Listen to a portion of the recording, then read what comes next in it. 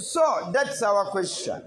Account for the defeat of the Central Powers in World War I. So we need to understand the key reasons that led to the defeat of the Central Powers.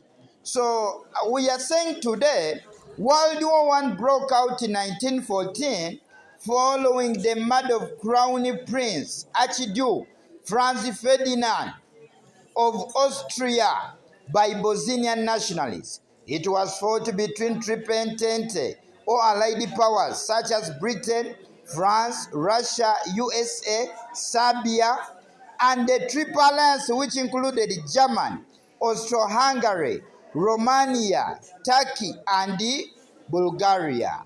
So we are saying the Triple Alliance powers are commonly refers to as Central Powers. So we need to know the key reasons that led to the defeat of the Central Powers. Number one, the military inferiority of the Central Powers. We are saying today, militarily the Central Powers were weaker than the Allied powers. So it is this that explains why the Central Powers had to be defeated in World War I. Due to the fact that they were militarily weaker than the Allied powers.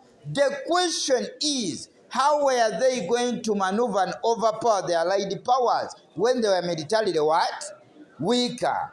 Then, the loss of command of the seas by the Central Powers to the Allied powers. It is said, at one time the Central Powers lost command of the seas. So this meant that the Allied powers had to use the seas to defeat the Central Powers.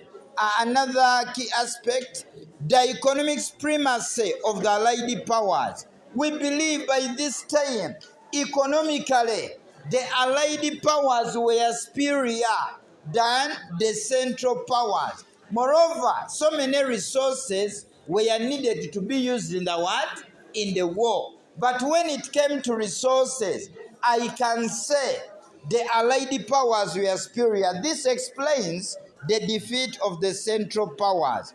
Then the invasion of Belgium in August 1914 by Germany discredited the Central Powers. We are saying the London Treaty of 1839 declared Belgium a neutral state, but Germany came and occupied Belgium.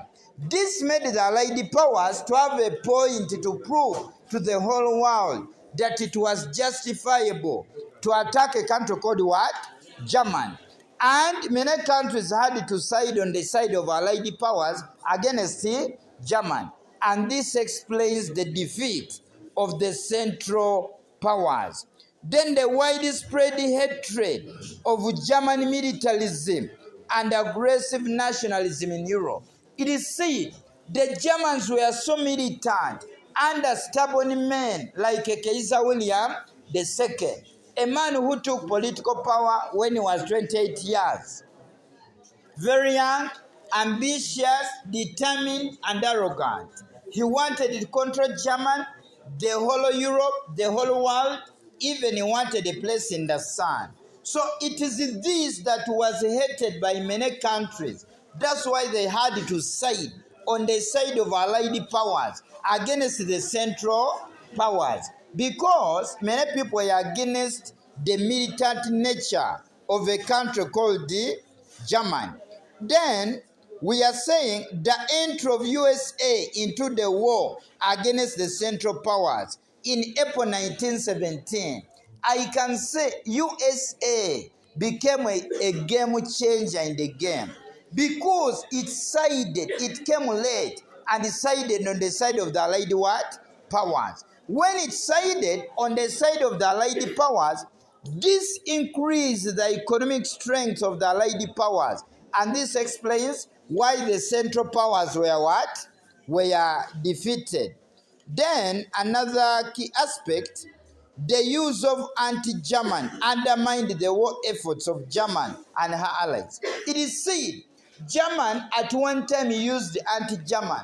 People who did not have German at heart, But these were mercenaries, because mercenaries, for them, their issues about money. So by this, at one time, the mercenaries could cross and join the allied what? Powers. And this explains the defeat of the Central Powers. Then, we are saying the abdication of Kaiser William II in November 1918. A great star in the game, that was Kaiser William the what?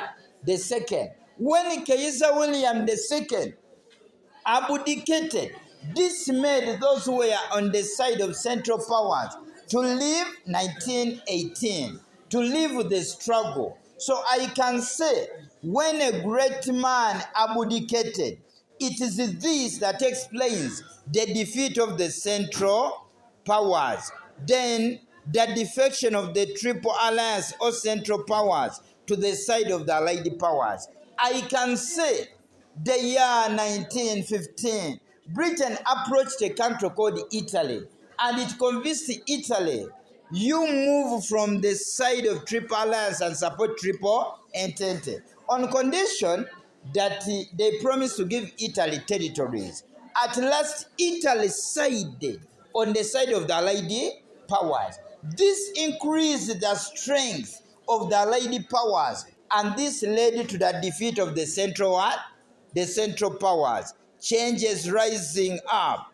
Then the capable, flexible, determined, and reliable political and military leadership of the Allied Powers. When it came to leadership, the Allied Powers were more organized than the Central Powers. It is this that they managed to maneuver and overpower the Central Powers. So it is this that led to the defeat of the Central what?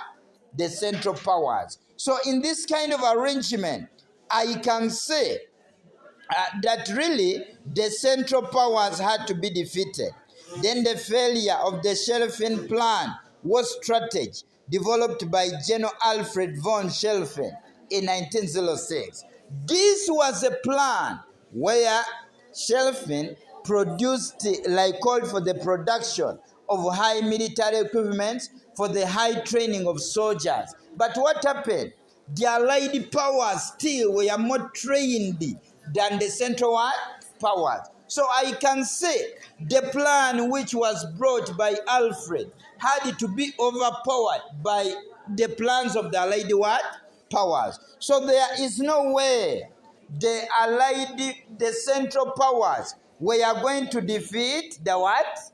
We are going to defeat the Central